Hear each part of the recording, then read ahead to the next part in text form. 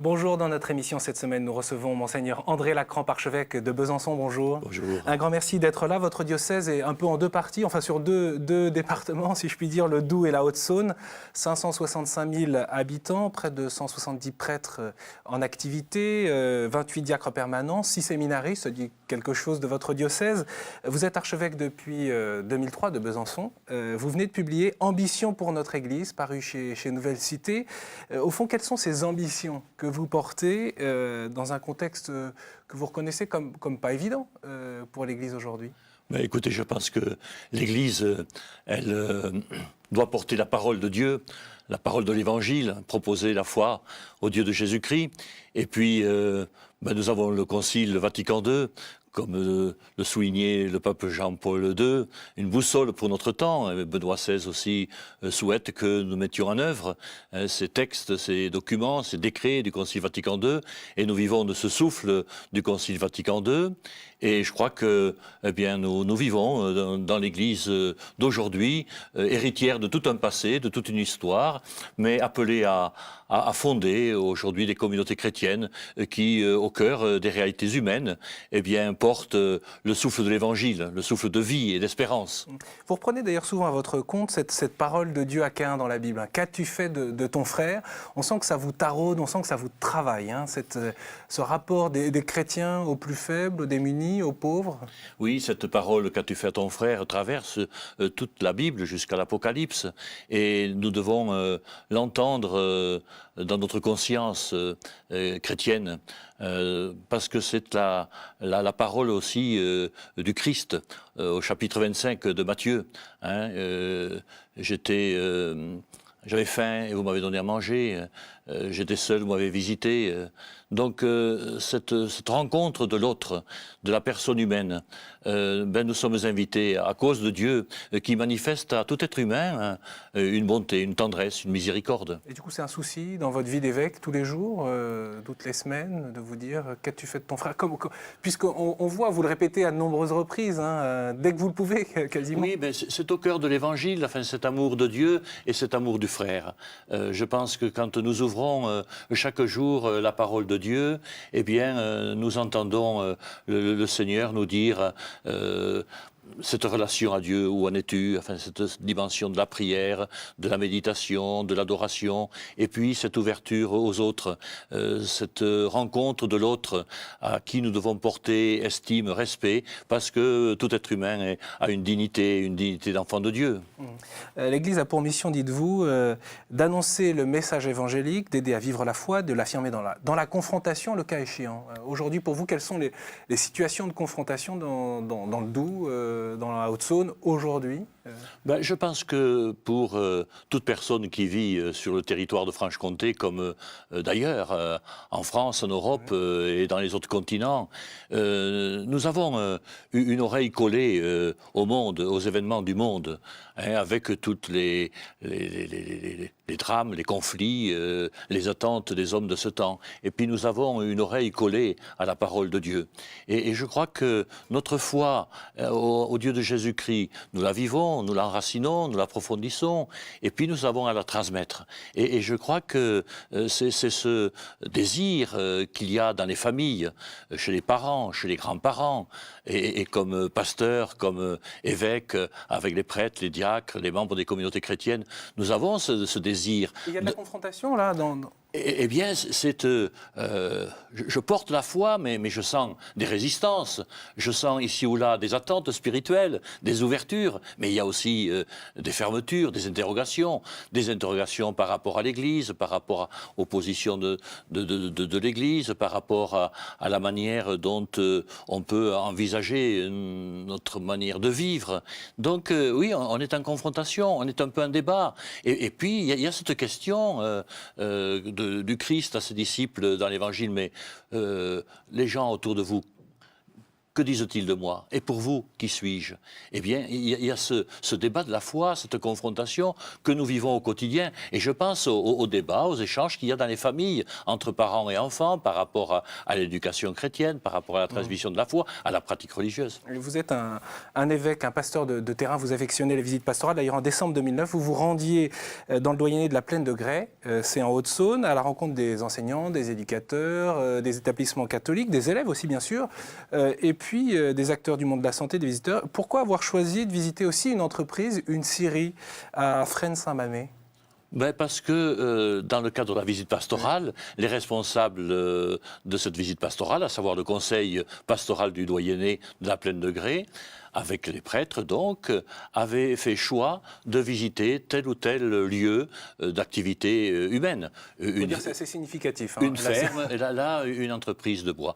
Et si bien que je crois que comme pasteur, avec le désir de découvrir une terre, eh bien, c'est très important d'aller à la rencontre de tous ceux et celles qui habitent cette terre, qui veulent donner vie à cette terre. Et 15 mois après, que reste-t-il dans le cœur des salariés du chef d'entreprise? La réponse en images.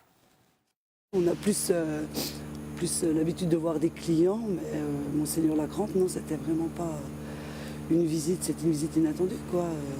Avec les gens qui l'ont accompagné, qui ont été très gentils avec nous, qui ont bien causé et tout, c'était vraiment bien, quoi. Ça m'a surpris parce que c'est agréable d'avoir sa visite, quoi. Ça sort un peu du réel, quoi. C'est pas souvent qu'on voit une personne de ce cran-là ici. Je crois que c'est aussi indispensable parce que ça permet de contrebalancer le courant actuel qui est celui d'une église un peu élitiste, réservée aux quelques pratiquants et qui s'éloigne des gens du terrain. Voilà, il y a cette reconnaissance, ce souci de proximité. Oui, vous savez, j'évoquais tout à l'heure le Concile Vatican II. Je pense à ce passage d'un texte qui nous est familier. Les joies, les tristesses, les angoisses et les espérances des hommes de ce temps doivent être ceux des disciples du Christ. Au fond, il faut aller à la rencontre de tous ceux et celles qui sont là, à habiter une terre et qui ont beaucoup de plaisir à nous accueillir comme pasteurs d'une église, comme évêques, comme prêtres. Oui, il peut y avoir de la surprise aussi. C'est ce qu'on perçoit à travers les 15 mois après. Les salariés qui disent on était complètement surpris que l'évêque vienne nous voir sur notre lieu de travail. Oui, mais pourquoi on vient voir là une entreprise, ailleurs ce sera une ferme, une fromagerie, bref, je ne manque pas de sollicitations de gens qui m'invitent à venir dans ces lieux de travail pour partager un bout de chemin avec tous ceux qui sont en responsabilité aussi dans ces entreprises. Ça vous permet quoi? De prendre le pouls en quelque sorte de cette église de Franche-Comté? Oui, et puis j'observe aussi que tous ces hommes et ces femmes qui sont en responsabilité dans le champ économique, social, eh bien, ils ont certes, sur un plan professionnel, des lieux de partage, de rencontres, d'échanges sur leur profession. Mais le fait de venir à leur rencontre, oui. Et c'est l'objet que nous faisons comme évêques.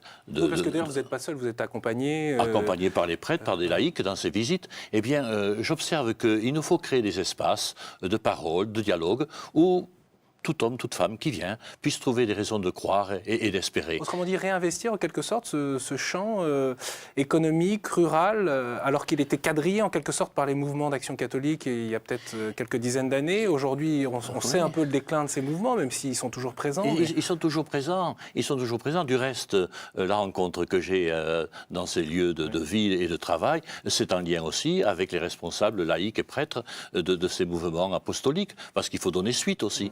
Et dernièrement, j'ai su qu'après avoir rencontré les agriculteurs dans ce secteur, eh bien, il y a eu tout un retour pour permettre à ces gens qui avaient participé à la rencontre eh bien, de continuer à partager leur responsabilité. Il faut oser aller à la rencontre, autrement dit. Et l'évêque montre l'exemple, en quelque sorte. Oser aller à la rencontre, se mettre à l'écoute. Et essayer d'apporter une parole de réconfort ou d'espérance, enfin montrer que l'Église n'est pas à distance. de la réalité humaine. Alors, je vous propose maintenant de parler de la fête du diocèse en l'honneur de sa sainte patronne, Marie Immaculée. C'était dimanche 5 décembre dernier.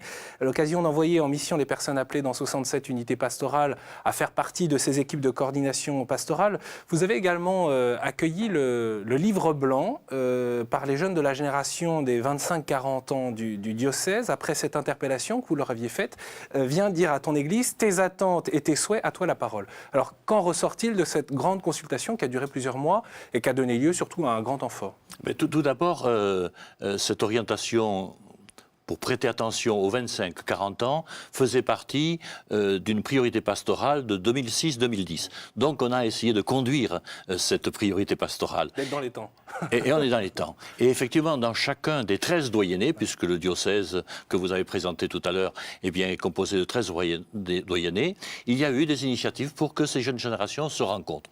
Bien, à toi la parole et exprime tes attentes, tes souhaits. Alors, ressort-il des craintes, des espoirs, il y a beaucoup d'attentes. Oui. Il y a beaucoup d'attentes dans le sens de, par exemple, d'être formé au niveau de la foi.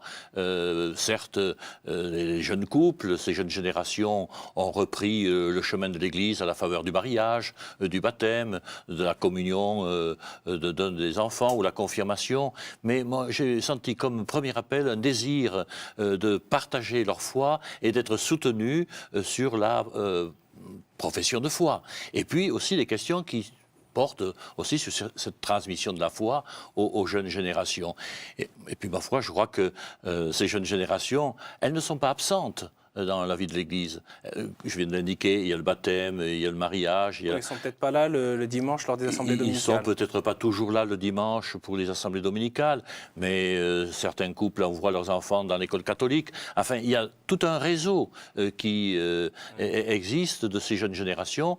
Et pour nous, il est très important de rejoindre un peu ces réseaux et de voir effectivement ce qui s'exprime. Alors, à l'heure actuelle, c'est vrai qu'il y a eu une masse d'expressions de ces jeunes générations et nous sommes en train de reprendre un peu toutes ces différentes réunions qui se sont tenues de façon à pouvoir, dans les mois qui viennent, redonner un peu une orientation à ces jeunes générations. Il ne s'agit pas de couper ces jeunes générations des autres générations. Enfin, nous faisons Église ensemble. Prendre soin en particulier de leurs besoins. Prendre soin de leurs besoins et de leurs attentes, de leurs désirs, de mieux vivre un engagement dans notre Église. Oui, dans votre ouvrage, on retrouve d'ailleurs ce passage où vous dites l'un des traits caractéristiques de notre situation actuelle, c'est une forme de défiance à l'égard de la foi. Puisque rien n'est plus admis d'emblée comme avéré. Deuxième trait caractéristique de notre temps, un immense besoin spirituel. Les croyances sont loin d'être en recul dans notre société. Hein, c'est ce que vous percevez. Oui, il y a eu dernièrement... Même s'il y a une foire aux propositions en tout genre, bien sûr au-delà de l'Église, en dehors de l'Église, il y a une soif spirituelle. Hein. Oui, puis il faut, je crois, à l'intérieur de notre diocèse, comme dans d'autres diocèses, être attentif à cette soif spirituelle, à ces attentes spirituelles. Et moi, j'observe que ici ou là, il y a des propositions qui se prennent pour par exemple, faire des journées de récollection, un samedi ou un dimanche. Il y a le dimanche aussi des célébrations un peu longues, enfin, qui s'ouvrent par un partage de la parole avec des enfants, avec des jeunes, des adultes. Et puis, donc, il y a une réflexion aussi sur la parole de Dieu, donc ce que nous appelons les dimanches autrement. Il y a des initiatives qui se prennent et qu'il convient de reprendre, évidemment, et de soutenir et d'intensifier. Dont on perçoit d'ailleurs, peut-être pas toujours, la portée et la force de proposition dans notre société contemporaine, parce que quand on est dans l'Église, on peut ne percevoir que ce qui s'écroule, ce qui vieillit ou ce qui passe, mais quand on se situe avec du recul, cette proposition, par exemple, des dimanches autrement, ou des temps de formation, ou des temps de relecture, ou des temps de discernement, c'est presque inédit. Enfin, je veux dire que ça soit proposé aussi massivement, d'une manière aussi cohérente. Oui, puis je pense que dans une relecture pastorale que nous pouvons faire dans un diocèse, il est très important de voir ce qui émerge. Vous savez, c'est un proverbe indien qui disait un arbre qui tombe dans la forêt fait plus de bruit que les germes qui poussent. Or, il y a beaucoup de germination. Et il me semble que nous y employons, du reste, enfin, dans le diocèse comme ailleurs, et pour faire surgir ces initiatives, les faire parler, de façon à ce que les différents chemins qui sont pris aujourd'hui pour annoncer l'Évangile, célébrer la foi et servir la vie de nos frères puisse vraiment être toujours bien visibilisé pour en rendre grâce. Parmi les actions pour soutenir justement ce discernement des jeunes, il y a un projet original dont je souhaiterais que vous nous parliez, c'est l'Escale, une maison qui accueille une dizaine de jeunes pour 1 à 3 ans, dans le cadre d'une vie communautaire avec 2 prêtres, 2 religieuses, un couple, d'ailleurs un couple qui a un enfant, le père Bazin qui vit sur place, nous confiait qu'une telle proposition de vie communautaire révèle à la fois les questions essentielles et existentielles. Alors racontez-nous un peu ce que produit l'Escale, au fond, quel est le fruit de cette proposition. C'est un lieu à proximité de la cathédrale Saint-Jean à Besançon, dans le vieux Besançon. C'est un lieu qui est centenaire. Nous allons célébrer cette année les 100 ans de cet espace. Ça a été toujours un lieu vocationnel. Et lorsque je suis arrivé en 2003, il y avait donc là, évidemment, déjà une animation, un accueil de jeunes. Nous avons, en 2004, réorienté un peu cette maison pour que, comme vous venez de l'indiquer, à la faveur d'une présence de prêtres, d'une communauté de 3 religieuses aujourd'hui, d'un couple, et puis donc d'une petite communauté de 8 jeunes, eh bien ce soit un espace où convergent des jeunes qui sont étudiants à l'université, dans le cadre de la mission étudiante. Et pour les porter en fait dans leur vie, pour qu'ils puissent mûrir d'un point de vue Qu'il y ait un spirituel. lieu où ils puissent partager leur vie, leurs interrogations concernant la foi, leurs questions touchant l'avenir, un lieu d'échange, de partage. Je n'oublie pas non plus les lycéens, je n'oublie pas non plus les différents mouvements de jeunes qui convergent, comme les mèges, le scoutisme, ou des jeunes qui se préparent à la confirmation. Un lieu où on vient se poser, où partager sa vie, sa foi, et on vient aussi célébrer la foi, un lieu de prière, parce que toutes les semaines, il y a des temps de rencontres avec l'Eucharistie, des temps d'adoration, des temps de louange vespérale aussi. Et je crois que c'est un lieu d'église. Parmi d'autres lieux d'église, c'est un lieu d'église. Alors justement, je vous propose d'écouter le témoignage de Claire. C'est une jeune fille qui réside à l'Escale. Je trouve finalement que cette maison porte vraiment bien son nom. Ça me fait penser un peu à... C'est comme si on était dans un bateau. Et puis les marins, quand ils font un grand voyage, ils ont besoin d'escale, ils ont besoin de se reposer un petit coup avant de reprendre la mer. Et pour moi, c'est vraiment ça. Dans ma semaine, dans ma vie d'étudiante, j'ai besoin de me poser, de poser mon bateau, de poser toutes mes affaires, de me poser un coup et puis pour vraiment repartir chargé, pour repartir rechargé, pour recharger mes batteries, pour recharger mon cœur et puis pour retourner un peu à l'essentiel, pour s'en remettre à Dieu, pour me remettre ses soucis, pour se remettre aussi vraiment en route et pour reprendre de l'élan. C'est vraiment, je trouve que cette maison porte bien son nom. Voilà, reprendre de l'élan. Oui, c'est un beau témoignage, celui de Claire, parce qu'il traduit Retourne à bien. l'essentiel, oui. Oui, il traduit bien un peu la visée, les objectifs de cette maison. Et c'est vrai que quand des jeunes redescendent en ville, reprennent leur activité d'étudiants ou professionnels, eh bien, ils sont venus là pour se ressourcer, se poser et se ressourcer. Le fruit de votre observation et de votre pastorale, c'est le fait que, au fond, le seul cheminement personnel ne suffit plus. Il faut pouvoir rejoindre d'autres, il faut pouvoir être soutenu par l'Église, comme on le voit d'ailleurs au fond avec ces jeunes. Et vous dites, voici revenu le temps de la parole explicite par lequel nous affirmons notre foi, notre espérance et notre amour du prochain. Il faut de l'explicite, il faut de la visibilité pour pouvoir soutenir les autres. Oui, et puis c'est pas toujours facile. Je pense aux jeunes étudiants ou aux lycéens que je rencontre dans le cadre de la confirmation, par exemple. Eh bien, j'échange avec eux sur la manière dont ils se posent comme chrétiens, comme baptisés, dans leur lieu d'études. Alors, effectivement, ils sont confrontés, comme nous disions tout à l'heure, à des interrogations, à des questions. Mais je crois qu'il faut qu'on soit des témoins joyeux, courageux, contagieux. C'est la bonne nouvelle. Le Christ nous donne une bonne nouvelle. Donc, il faut la porter, cette bonne nouvelle qui nous ouvre à la vie et à l'espérance. Et parmi ces propositions explicites, justement pour soutenir les témoins courageux et joyeux, il y en a un qui va voir le jour d'ici quelques mois, l'installation d'une communauté religieuse à Notre-Dame-du-Haut, à Ronchamp, un lieu de pèlerinage qui date du Moyen-Âge. Le Corbusier y a édifié une chapelle en 1955, consacrée 50 ans plus tard. Évidemment, c'était la guerre qui avait détruit les vestiges du sanctuaire. Le lieu, donc, va être à nouveau habité. Les Clarisses ont choisi de déménager. Reportage d'Élodie Fourneau.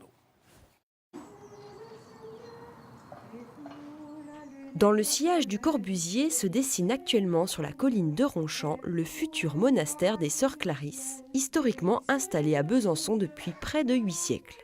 Un nom derrière ce nouvel ouvrage, l'architecte Renzo Piano. Nous, c'est un micro-projet par rapport à tous vos projets qui sont énormes. Pourquoi vous acceptez ?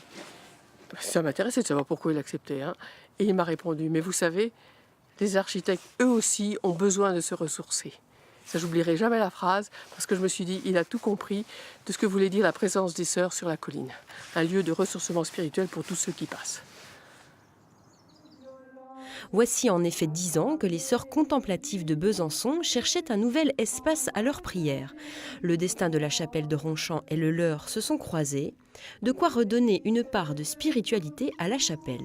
C'est des gens qui ont un contact facile avec tout le monde. Pour nous aussi, c'est particulier parce qu'on n'a pas l'habitude non plus de travailler dans un univers comme ça. Et je pense qu'il y a un respect mutuel. Et puis je pense qu'il y a une bonne compréhension. Je dirais presque un petit peu de la complicité aussi. Au nombre de 7, les sœurs ont voté à l'unanimité ce déménagement. Nous avons aussi très fort une dimension de l'église diocésaine. Quand on a compris que l'évêque et l'association demandaient une communauté de prière sur ce lieu, on s'est dit pourquoi pas nous. On a répondu donc à cet appel.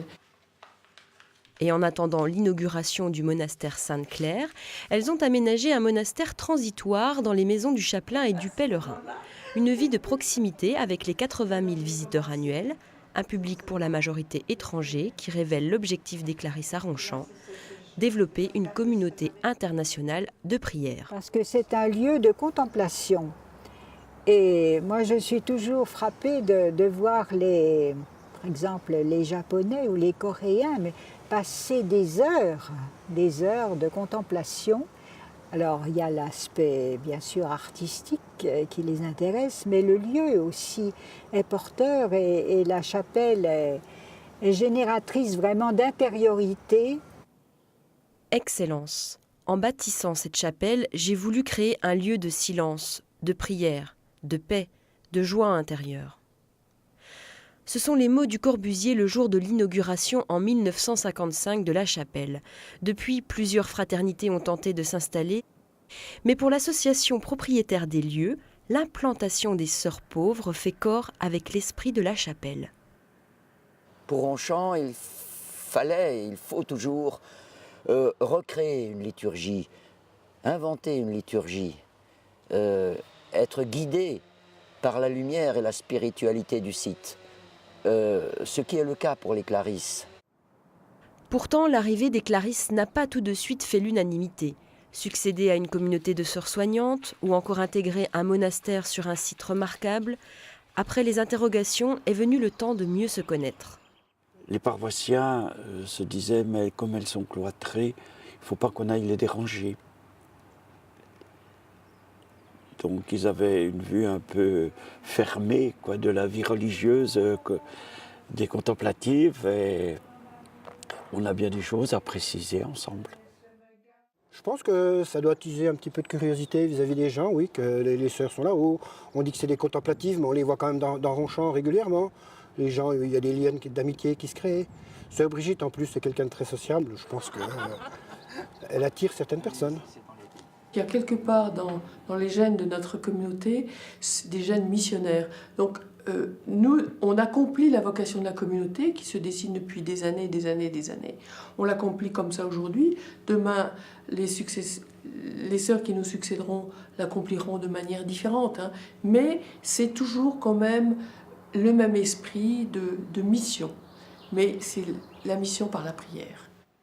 Voilà, la mission par la prière, à la fois, c'est un signal, dressé sur cette colline au-dessus de Besançon, dans la Trouée de Belfort, c'est aussi un signal pour tous ces touristes, 80 000 touristes qui passent. 80 000 touristes qui viennent chaque année, venant d'Asie, du Japon, de Corée, de Chine et d'autres pays, venant d'Europe évidemment. Et il me semble que là, il y a tout aussi, quand on évoque la nouvelle évangélisation, eh bien, un accueil de notre Église à tous ceux et celles qui viennent sur ce site pour découvrir ouvrir cette chapelle de Le Corbusier, comme on a dit. Et il voulait faire de ce lieu un lieu de silence, de prière, de paix, de joie intérieure. Quel beau message. Et vous teniez absolument à ce qu'il y ait une communauté qui s'installe. Hein. Ben écoutez, ça a été une longue réflexion. Et puis aujourd'hui, voilà, l'aventure est lancée.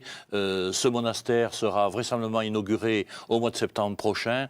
On s'en réjouit. Les sœurs, comme la mère abbesse, sœur Brigitte vient de l'indiquer, eh bien, cette communauté va s'élargir, va s'ouvrir pour faire là un lieu d'accueil, de prière, et puis bon, montrer le chemin de Dieu, hein, le chemin de la foi, et que celles et ceux qui descendent de la colline puissent regagner la plaine, eh bien, revigorés aussi par la beauté de ce site, et puis par la rencontre de Dieu et de Marie que les uns et les autres peuvent faire. Encore une fois, c'est la mission par la prière. Au terme de cette émission, évidemment, du coup, Notre-Dame du Haut, lieu pour se ressourcer parmi d'autres. Je voudrais que vous donniez un coup de chapeau, peut-être à Roulons vers l'espoir, à ces 15 jeunes qui partiront en vélo au JMJ, de Besançon à Lourdes, en faisant financer chacun de leurs kilomètres 1 euro pour soutenir une association qui vient en aide pour construire des structures d'hôpitaux. Formidable. Les Journées mondiales de la jeunesse se préparent partout, et dans le diocèse comme ailleurs. Et puis voilà, il y a cette initiative d'une vingtaine de jeunes qui vont prendre la route de Besançon à Lourdes. Qui vous est cher, on le sait. Oui, vous êtes originaire de là-bas. Et avec sur leur dos ce t-shirt « Semons l'espoir » pour porter crédit, attention et encouragement à cette association qui apporte une aide à des familles en difficulté. Une seconde, les rendez-vous à venir qui vous tiennent à cœur, évidemment, c'est l'entrée en carême. Il y a l'entrée en carême, il y a l'appel des catéchumènes, il y a le 50e anniversaire du CCFED, 50 ans d'alliance, 50 ans de mission, 50 ans de partenariat, et oui, puis le carême avec ses 3 dimensions de prière, de jeûne, de partage. Alors, une bonne marche vers Pâques. Un grand merci, Monseigneur André Lacrampe. Je rappelle que vous êtes archevêque de Besançon. Bien sûr, c'est une émission à revoir sur Internet. À très bientôt.